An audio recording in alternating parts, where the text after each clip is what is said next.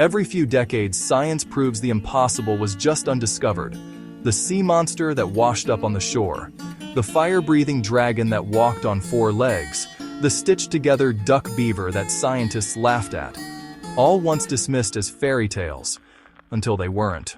We call them cryptids, creatures from myth and rumor, living in the shadow between belief and evidence. But some of them didn't stay myths for long. Because time after time, the world has revealed something that whispers. Maybe the old stories were never wrong. Cryptid comes from the Greek kryptos, meaning hidden. Hidden creatures, hidden truths, hidden reminders that humans still don't know everything. For centuries, explorers and scientists have written off local legends, stories from fishermen, hunters, villagers, as superstition. But here's the pattern. When myths last long enough, science eventually goes looking. And sometimes, the myth looks right back. Let's start with a few that made the jump from legend to laboratory.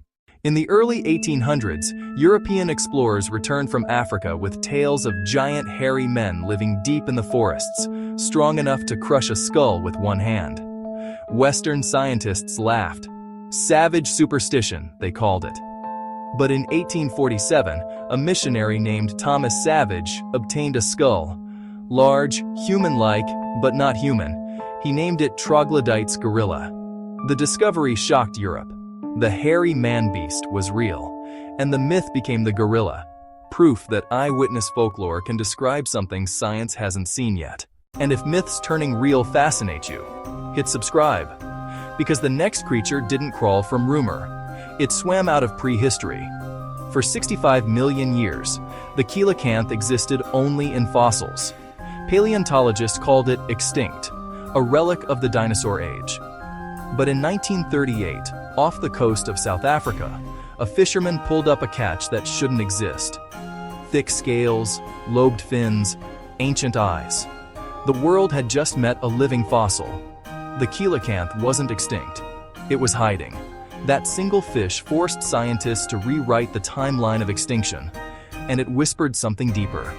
Maybe we've only scratched the surface of Earth's story. 1799. A bizarre animal pelt arrives in London from Australia. It has a duck's bill, a beaver's tail, and otter's feet.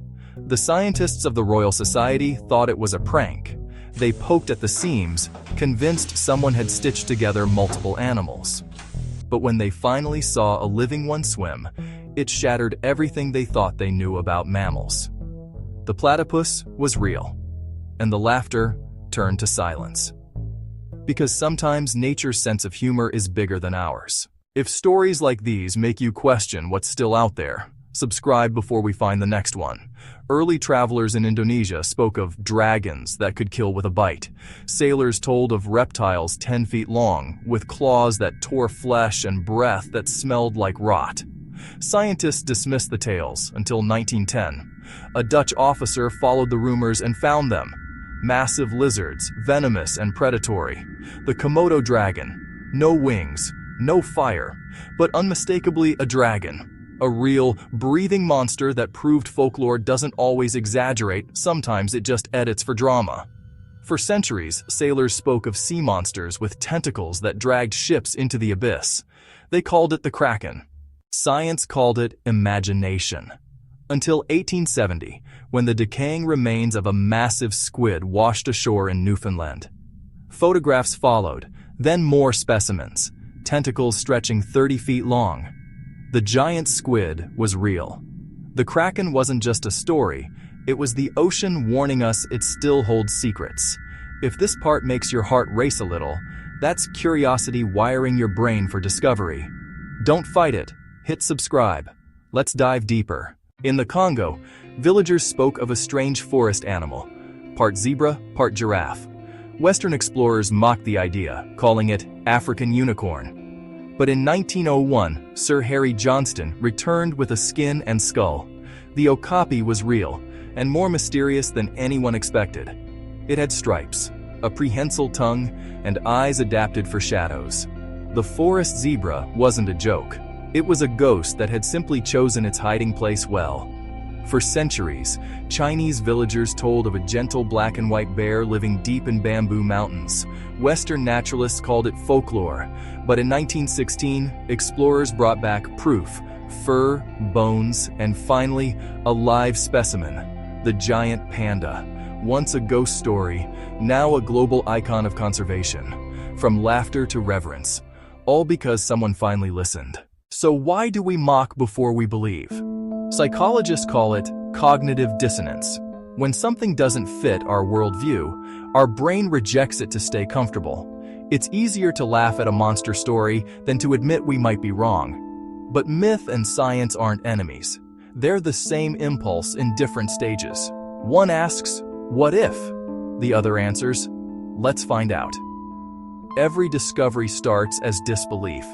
And disbelief is often the first stage of wonder. Imagine you're standing on a shoreline 200 years ago, hearing fishermen whisper about tentacles in the dark. You'd think they were crazy, but they were just early reporters of truth. That's the strange beauty of human history. Myths aren't always wrong. They're just early drafts of science. Maybe Bigfoot is still a myth. Maybe the Loch Ness Monster is just a story.